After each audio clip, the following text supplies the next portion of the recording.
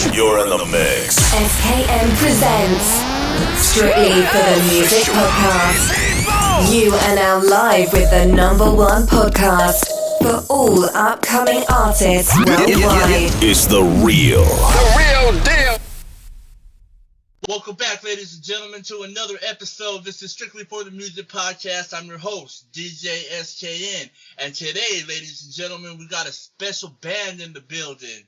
Introduce yourself and tell them where you're from, man.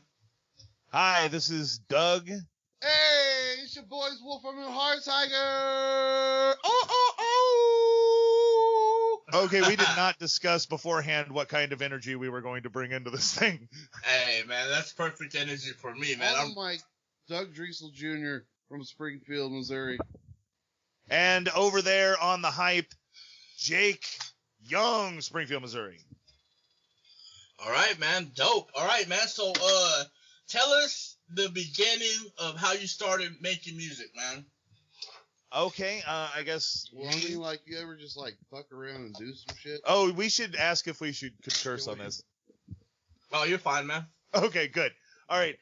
Yeah, we in reality, I don't. Yeah, we're professional thumb wrestlers, and when the COVID hit, we couldn't, meet and do that anymore. And so we had long been talking about doing a band like this for a while, and in the end, it just became the time to do that. So then, as Jake so eloquently put it, you ever be just fucking around and doing some shit. It turns into a thing. I had started recording music on my own, and Doug and I are kind of comedy partners throughout most things, and we do some things away from each other. We usually wind up in the same spot over and over again. So it's like, hey, let's see if there's something here. And he started sending me, audio clips that he took of himself on a voice recorder on his phone, just kind of saying nonsense stuff and telling little stories and little vignettes and anecdotes and things.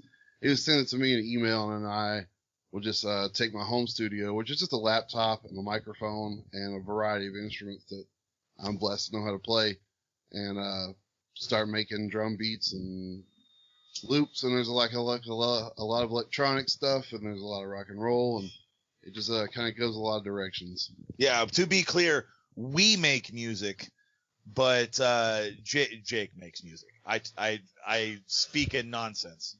Well, we had this conversation just this week that my part, or your part, interesting enough on their own, they become less interesting pretty quickly, because it's the one elevates the other. So when you hear them together, it sounds like a cohesive thing. It sounds like killing it. Yeah. So DJ, why don't you explain what your music sounds like? Well, man, the show is not about DJ SKN. The show is about you and your band, man. So, but I'm gonna tell you a little bit about how I started. Okay, so to make a long story short, man, I stumbled across an app called bandlab.com. Man, I didn't know what I was really doing at first. I started making loops, like you guys was just said, about with drum patterns and snares and all that good stuff. So when I started doing this, man, I ran into a whole bunch of talented artists that didn't have no outlet. So, man, we're right here right now with Strictly for the Music, with a platform for every artist to get on. So that's how we started, man.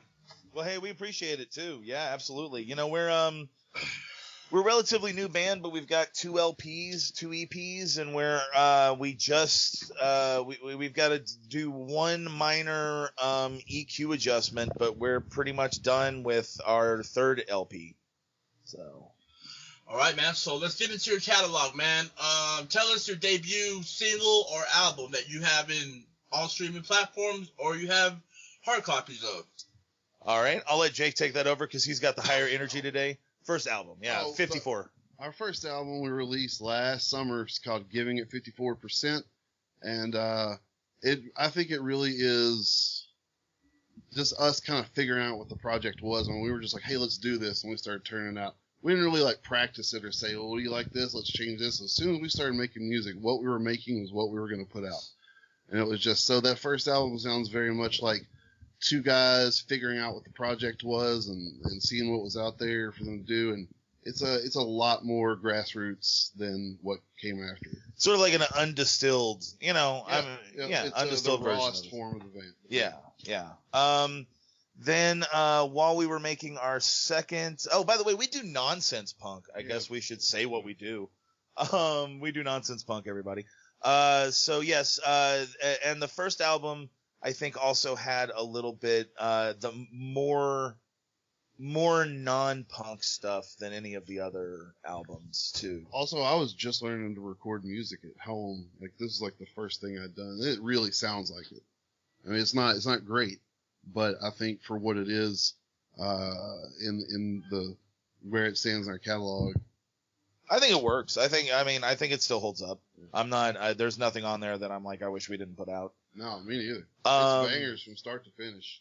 And then while we were working on our second LP, we put out a Halloween EP called Valmer, which is basically a zombie-themed mini punk rock opera. Yeah, it's one story told across 4 tracks. It's like 20 minutes long. It's not super long. Yeah, but it's nice and fun. Yeah. Oh, yeah. I guess we just started going, and you only asked us to tell you about the first one. Yeah. Hold on, man. So on giving it 54%, man. How did this concept come upon, and what sound can the audience expect from this album, man? Well, like I said, we talk about. I was actually talking to my girlfriend earlier today about what our sound is, and we kind of landed on it's sort of a mixture. It's like if it's like William Shatner meets Tenacious D meets the versatility of Weird Al, but if it's serious and absurd at the same time. Albert Camus, if we will. Okay. Serious and absurd. All right, man. So let me ask you this, man. So this right here, giving it 54%, started off of your phone, right? Yeah, that's still how we do this. I have had I do sound recording as like a side hustle, so I've got good sound equipment, but I just we were just screwing around, and at the time I was living in my girlfriend's house during COVID, and all my stuff was at my house. So I was just like, if we're going to do this, let's do it as lo-fi as we can. So it just started on my phone. Yeah. And it still does. That's how I do the lyrics for all of the songs. He sends me the recordings, and I just have a big folder on my hard drive that says shit from Doug. And sometimes I listen to his thing first and write music for it. Sometimes I'll just write a song that's in my head and see which one of his clips fits it best. That's still how we do it. All right, man. So let me ask you this, man. Everything we're getting off these projects, man, is not with a band. This is off of recordings that you put together. Yes. Yeah. We have done live stuff. There's a couple of live tracks on our second album, but yeah, these are all. It's like a studio. It's like a front room, bedroom studio kind of thing. All right, man. Wow. So, man, let me get this right, man. You guys started last year, 2020, right? Yes. Correct. Yes. All right, man. So, wow, you already have like 4 projects out, man. Is this overwhelming for you, or do you think you can do more than just what you guys have right now? Oh, yeah, we're not. I mean, we're taking a minor break because we just, we're still trying to put the finishing touches on this current LP. But I mean, our workload, basically, unless something picks up with Thumb Wrestling or Jake's side project, MC Honky Kong's a callin', it's we don't do anything else really. Yeah, this isn't like a thing we just devote an extraordinary amount of time to. Like, I'm going to do something every day. Like, I'm going to have some sort of creative outlet or some way that I want. Some people play video games. Some people go to the gym. That's crazy. I take some time in my home studio and just, put out music. It's not like I'm up all day and all night making this just stressing out about it, you know. And when it gets to be stressful, I'll just walk away from it. This is just daily output. So this. You know what this sounds like to me, man? This is therapy to you guys. Oh yeah, absolutely. Oh, somewhat. Yeah, absolutely. Yeah. Yeah, man. All right, man. So let's talk about your merchandise, man. Giving it 54% limited run cassette, man. Let's talk about that. Yeah, absolutely. Well, you know, I'm personally an audiophile, and I like analog media. And we live in Springfield, Missouri, which is the home of the only cassette tape plant in the country, in the world, actually.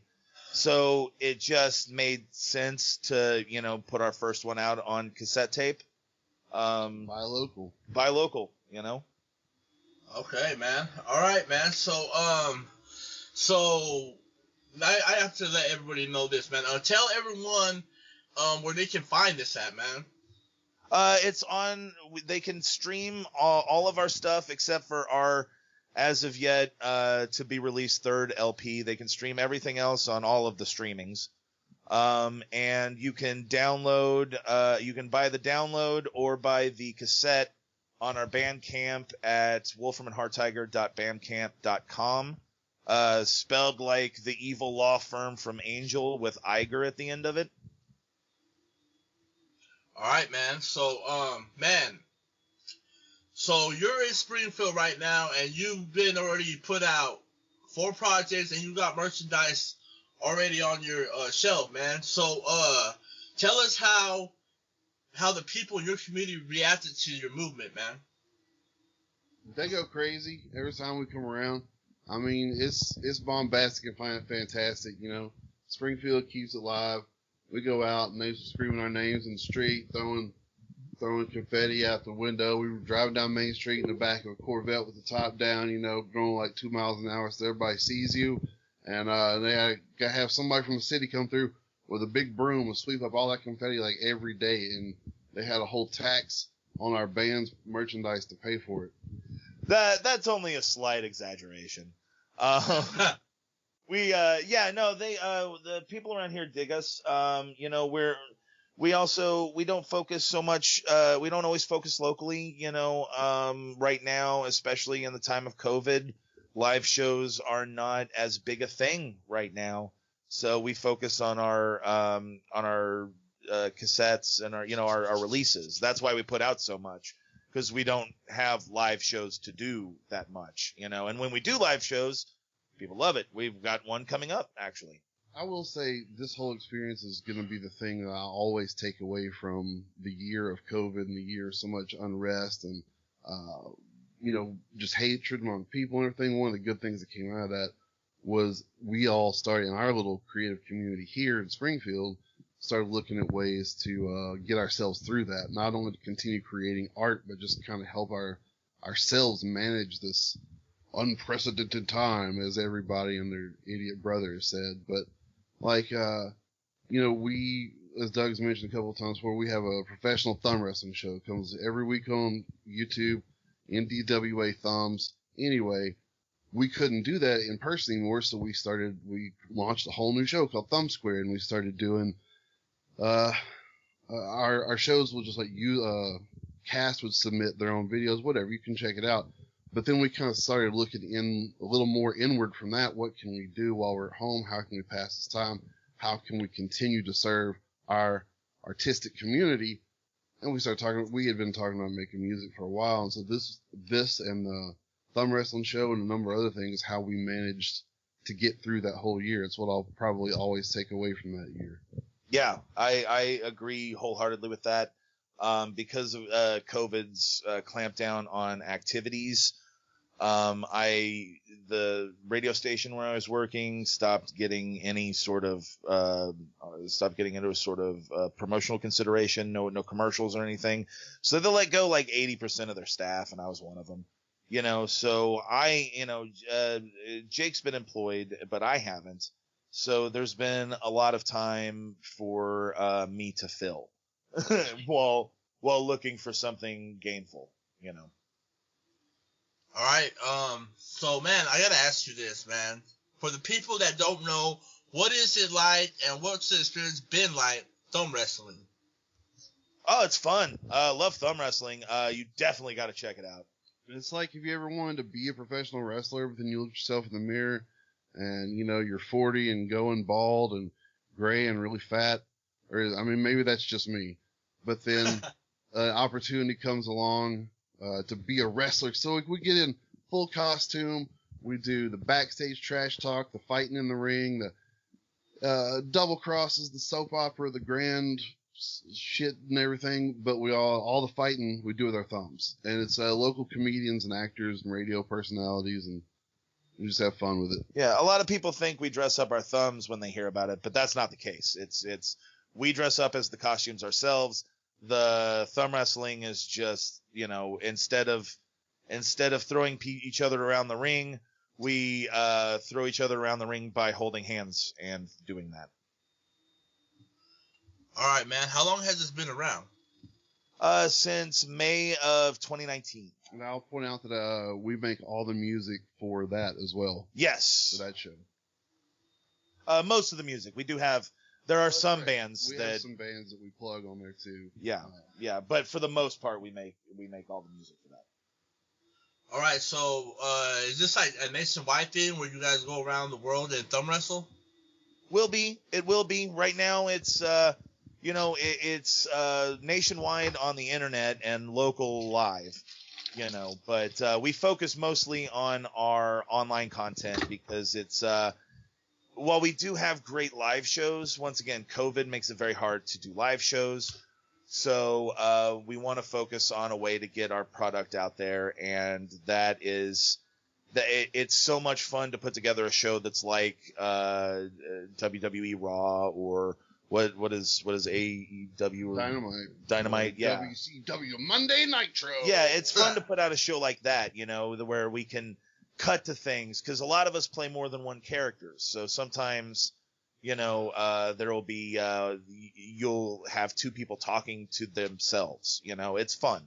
It's all the drama and all the fun of wrestling, but with people who have more creativity than muscles. All right, man. All right, so how many tracks are on Giving It 54%? 19. Yeah, 100. No, like 19, I want to say. Something like that. We are a punk band, so a lot of our songs are shorter. All right, man. So let's go to the first song, Man Prophecies. Go ahead and elaborate on that. Yeah. It's just, you know, it's a song about Mothman and how he prophesizes that people will die in a fire. Our songs really aren't like, they really are nonsensical. There's no, I legitimately start with zero things. The way we do this is that I have my phone and I turn my recorder on, and then we both have improv training. So I turn on the phone and I just start talking, and I don't have any idea what I'm going to say. There's a lot of themes that I go back to. Like I go back to the Spider-Man theme song from the 1960s a lot. And I go back to, and there's just things I will sometimes pull from all the time. But, for the most part, I will have no idea what I'm going to say. I will just start talking. And Man Prophecies was one where I was just like, because that's the name of a book it was or a movie, movie, or something yeah. already, and you just probably saw the title and started talking about the first thing you saw. Exactly. I do graphic design, so as research, I go through and look at movie posters all the time. And so I probably just saw that as a movie poster and was just like, Mothman comes down from the mountain. And, you know, but it tells a bizarre story about the Mothman prophesizing the people will, in fact, die in a fire. All right. So I got to ask you this, man. Are you the only one right now doing the music, what you're creating right now? Like, does anyone out there sound like you? I would A, doubt it, and B, hope not for their sake.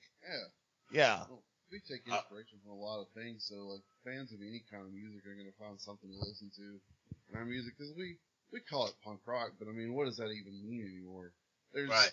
elements of hip hop, there's elements of electronica and a cappella music and like barbershop quartet music and rock and roll and real straight up punk rock and like experimental off the wall acid jazz stuff, you know? We just it falls under punk, we feel, just mostly because of the passion and lo-fi nature of it. I guess what I'm saying is there are people out there who are other bands, other acts, that are gonna sound like us from time to time. We're gonna sound like them. There's always gonna be comparisons because there's nothing new underneath the sun, really. It's just a big circle, comes and goes, and there's only so many ideas out there to have. But we try to do our own thing as much as possible. Yeah. So let me ask you this, man. What did you guys grow up listening to? I'm a big classic rock guy. I like growing up, I listened to a lot of Aerosmith and Lynyrd Skynyrd. Neither one of those bands I enjoy anymore, but that's what I grew up listening to. When I was a kid, I listened to whatever my sister listened to because I idolized her. And so I listened to a lot of like Poison and the Bangles and New Kids on the Block and Salt and Pepper, you know, that kind of stuff. And then, you know, pretty much what everybody else listened to in the 90s, all the kick-ass alternative. I remember that one of the more influential albums on me and probably our band is Has Been by William Shatner. At least on what I do on my end is definitely Has Been by William Shatner. And if you have not heard that album, that is, for all your listeners out there, it is unironically a good album. You can like it ironically if you want, but unironically, that is a very well put together album. That's that most recent one? That last? No, not the last one. No, the one from like 2006. Yeah, I think it's what I'm talking about. Okay, he's put out 2 albums since then. All right, man. All right, so leading on to the next question. Track number 2. Track number 2 off of Giving It 54%. Yeah, track number 2. We don't know what that is. What is that? Hey man, I don't know how to pronounce your band name, but it's we are Wolframandhartiger. Yeah. Yeah. Go ahead and elaborate on that, man.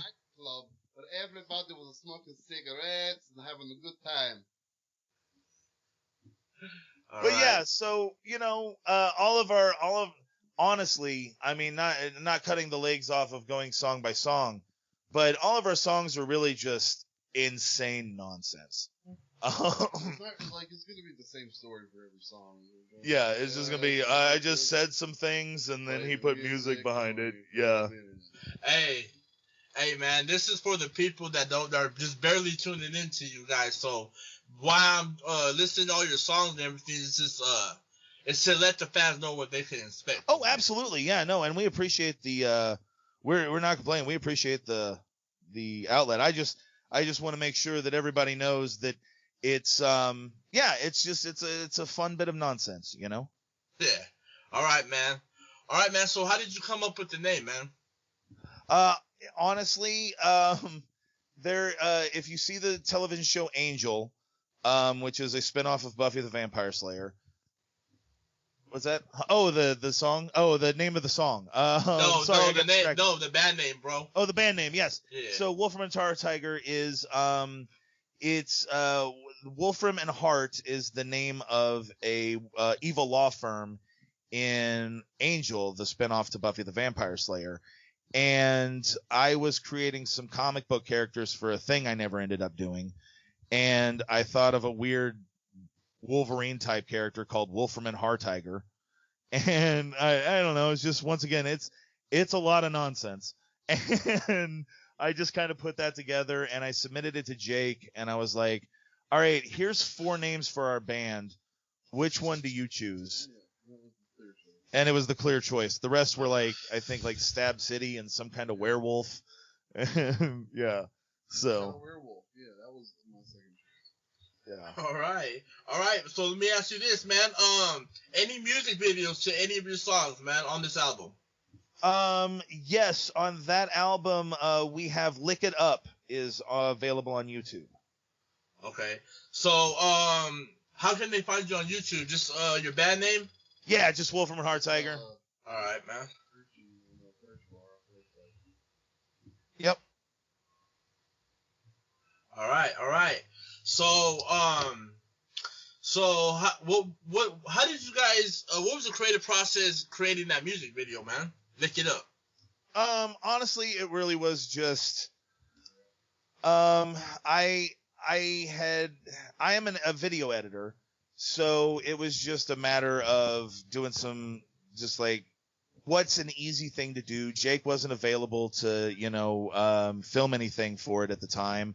We wanted to get something out, so I just kind of put that together. It's a real slap together thing. Anybody who knows anything about video editing would look at it in 5 seconds and go, "Oh, okay, he did that. That's pretty cool." But it's it's just the local city. I just recorded it backward and then reversed it. Recorded backward, me walking around, and then reversed it, and then made it look like it was on a piece of paper. That's a drunk night on the town. Guy from the Aha video. That's right. That's exactly right. Hell yeah, man. All right, man. So, ping pong balls. Yes. First, second album, this- Oodalali. Oodalali. Oodalali, yeah. Yeah. Hell yeah. The story of the Earth running out of ping pong balls. Or homage to B movies, if you will. High homage to vintage rockabilly. All right, man. So, is there a music video to this that the people can watch? No, the only music video we have on the second one is for Stew. Okay. Which So, is toward the end of the album. All right, man. So with that, Oodalali, man. Second album, man. What was this? A couple months after you dropped the first project, or how did this come upon, man? Yeah, just we just never stopped after the first album. We just got better at it, and we put out an EP in between that one we were beginning to talk about, the zombie themed one, and we just kept running with it, and it's the same creative process. It's just I talk nonsense into my phone. He saves it.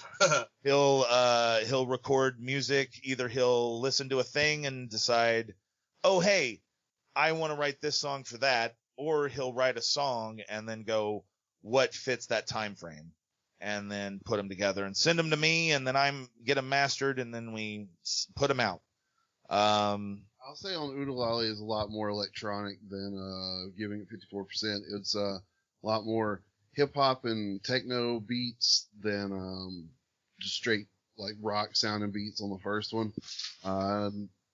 Just went to some different places. There's some real different songs on there.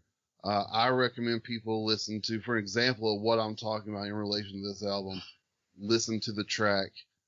What is that track called about? Is it called Risk? Yeah, it's called Risk. Just listen to that one. It's probably the most like club friendly thing that I've written. All right, hell yeah. All right, man. So Oodalali, we got Giving It 54%, man. Fishman's Holiday. Yeah, that was our holiday album. So that was 2020, right? Yeah. Let me tell you the whole story of this album very quickly. All right. I operate a preschool here in Springfield. My wife and I run it together. So one thing I wanted to do this year, since we couldn't have any kind of Christmas program or anything like that with our families because of COVID, I brought my recording equipment to work, and I got all the kids to sing these songs. So we had all these. We put out the CD. I don't really know why this story is important, other than to say I had all these quality recordings of Christmas songs, and I said, I looked up which ones we could use in the public domain, and we put out the appropriate credits for the original composer of those songs alongside our names when we put it out. And we just put some of Doug's nonsense clips on it and put out a Christmas album. So it's, Christmas songs, like Deck the Halls or Silent Night or things like that, just with just absolute nonsense spoken over them. Wolframandhartiger nonsense. Yep. All right. So I gotta ask you this: what is it like to be worldwide? Pitbull said it best. Mr. Worldwide. All right. It's like doing Zumba all the time. Yes, it's like doing Zumba in Zumbas. In that commercial where he was like, Mr. Worldwide. It's like being in a Billy Blanks commercial all the time. Yeah. For Tybo. Yep. For auto insurance, but he's doing a Tybo for it. Yes, and we're talking to a computer-generated general. Yes. The general saves something. 588-2300 Empire. When you can drive a truck car, you go to jail, my friend. Keys on Van Nuys. Keys Van Nuys. Keys on. Okay, so we just gave a plug to so many businesses there. I hope they give you some money. Send us some stuff. Yes. Please, Keys. Like nobody can. Keys on Van Nuys from Van Nuys, California. Please send us a car. Oh man. All right. So let me ask you this, man. Being on all these platforms that already distributing your music for you, man. What is that like, man? Being out of Springfield, Missouri, man. Like, are you the first to do it? It's actually a little weird sometimes. Like when you do one of those services, your music ends up on a bunch of different platforms, which winds up making it end up on cross platforms and things that stream one to the other. With some of these services, the things you'd expect, like Spotify, Amazon Music, that sort of thing. But then, like, I know we've not released our music on YouTube. Like, put out videos, say, this is the song, and here's a image of the album, whatever. But all those services create topics on YouTube that I don't think are actually probably generated automatically, and it'll have just the label, the picture of our album cover, and each song on the album. It just comes up no matter how you spin it on YouTube. Yeah, that's because of our distribution platform. That's what we're talking about. Yeah. Did you zone out there? I zoned out a little bit. Yeah. I was playing with some thumbtacks on my desk. Hardcore match coming up. Hell yeah. All right, man. So, besides all this COVID going on, I know we cut the events to a limit. So let me ask you this, man. When this pandemic lives, can we expect any meet and greets, man? Oh, yeah, we'll be meeting and greeting left and right. Yeah, if you see us walking down the street, you can meet us and greet us. All for the price of one. We're going to be at a local music festival in late April. We've got tickets for that. If anybody in Springfield wants to buy tickets for Roots and Radicals Festival, let us know. It's going to get weird. It'll get real weird. All right, man. All right. So, man, so let me ask you this. I know you say that you don't really do live performances like on Facebook Live, YouTube Live, Instagram Live. Man, if you had enough supporters to tune into your show, would that be a possibility? Yeah, no, we have done some. We just don't do them frequently, just because of the way our creative process works. We there's only so much that. Yeah, the thing doesn't. It only translates to live for so long, you know. It's like you ever watch that show Aqua Teen Hunger Force? No. Okay, well it's a 12-minute show. It's an absurd cartoon that used to come on Comedy Central, Cartoon Network real late at night. Anyway, it's a 12.5-minute show, and it's funny when you're a stoner in your 20s in a 12.5-minute format. But then they made a movie of it, and it's like an hour and a half of that humor that works in a 12-minute format. And it's just so hard to sit through. Even when you're young and juvenile, this movie is hard to sit through. It's kind of the same thing I always feel about our music is, like, we got a show coming up where we got to play an hour. And I'm like, I don't know how we fill an hour. Like, our songs, it just works in a shorter, more digestible chunk. So yeah, buy tickets to our hour-long show at Roots and Radicals. All right. So let me ask you this. Do you do any live thumb wrestling? OnlyFans. Our OnlyFans account has live wrestling. We have actually considered an OnlyFans account because they don't only do porn on OnlyFans. I didn't know that. Yeah, no, they actually got started to do not porn stuff. And then porn people were like, oh, hey, they let us do stuff here, so let's all go there. Like Instagram. Yeah, but yes, we do live stuff here and there. We're actually going to be doing the same live festival. We try to do live stuff with NDWA as much as we can, but until everybody gets until like 80% of the people in the world get a vaccine, it's kind of hard to social distance and do a live event.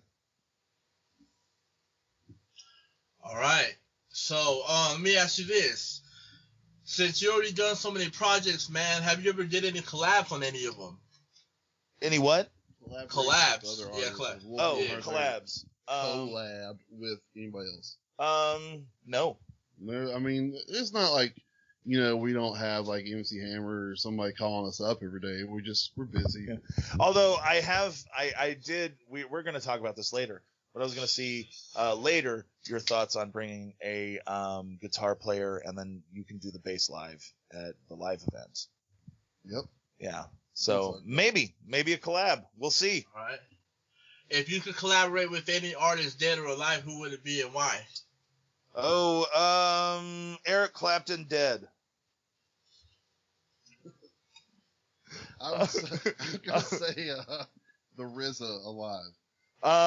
No, seriously though, I would say Mark Mothersbaugh, the lead singer of Devo.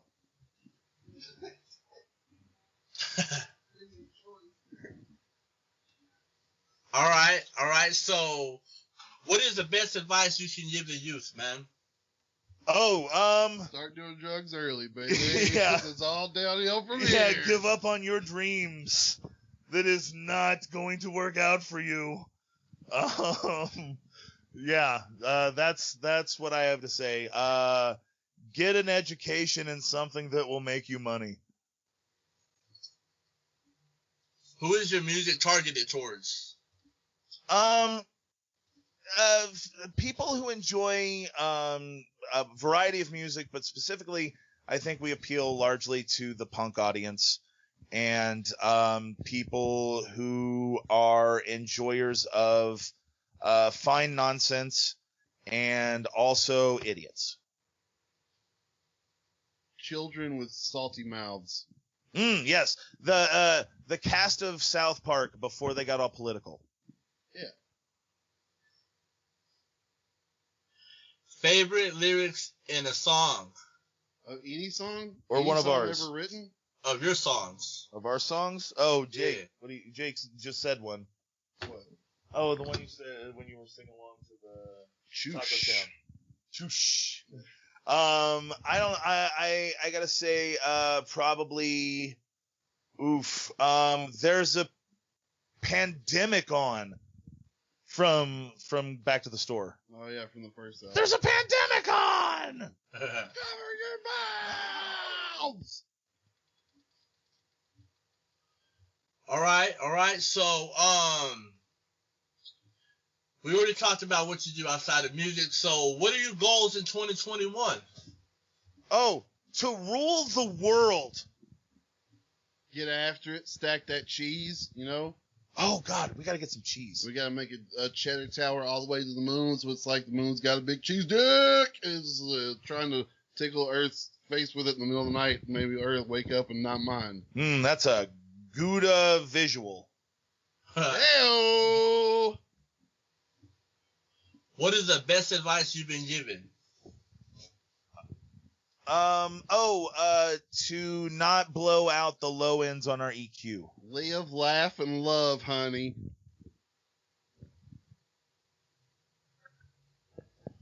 All right, so what would you say to any upcoming band or artists in your local area, man? Sucks for you, Wolframandhartiger, bitch! Don't make eye contact with us. All right, how's your music going to evolve from here, man? Oh, probably To the moon, baby! to the moon. Yeah, I'm going to go with To the Moon, for sure. Special shout-outs, man. Special shout-out, National Digit Wrestling Association, NDWA Thumbs. Special shout-out, David Bowie's Corpse. Special shout-out, Lens Crafters. Yep. All our boys in Lens Crafters and all our boys named Lynn and all our boys on the inside, y'all stay up in there. Beat somebody up on the first day or, become somebody's bitch. It's the only way you're going to get through there. But we're going to see when you get out in 20 of life. Shout outs to everybody upstate and everybody downstate, north, south, east, and the west. Who do we have beef with? We have beef with Zoe Deschanel and who else? Nell Carter. Nell Carter. Zoe Deschanel and Nell Carter. Who's dead. The second one is dead. Yes. And also Little Nell from Rocky Horror Picture Show. And Nell the movie. Not anyone in it, just the idea that there was a movie called Nell that exists. And also Harvey Keitel's penis. Yep. Yes. That's been in way too many movies as well. Also penis culture. Yes. Also cultured penis. Also that's cultured disgusting. Buttermilk. Oh, God. If used for anything other than like making biscuits. And buttermilk biscuits. Let's go ahead and cancel those. Oh, see, this is where the band breaks up. Oh no! Oh, you heard it here. But buttermilk biscuits. We broke up. A lot, man. I guess that's how our band's gonna evolve. We just broke up. Sorry, Strictly for the Music. Listen, you can't have Sir Mix-a-Lot named the B-side of the most influential rap single in the 1990s, Baby Got Back, with the B-side of Buttermilk Biscuits, and then cancel Buttermilk Biscuits in 2021. But Buttermilk Biscuits, I want some. But come on, man. Hey, give it up for the Buttermilk Biscuits, man. Yeah. Woo! Chew on it. All right, man. So let me ask you this. Is there anything that I missed that I forgot to mention? Take the floor, man. No, I think we're good. Yeah, I mean, we do music and we do thumb wrestling. Please check us out, Wolframandhartiger.bandcamp.com. You can like us on Facebook, but we very rarely post on that. So just follow the thing. If you're lost, try Hare Krishna. Yeah. The internet, man. Like, you don't have to try real hard on the internet anymore. And, like, everything will come up. Everybody will find the way. Rock and roll is the way. Rock and roll is the way. Mandalorians. Outside. Yes, look for Beast of Fascination coming out at the end of March. All right, there you go, ladies and gentlemen. You heard it first. You already know what this is, Strictly for the Music Podcast.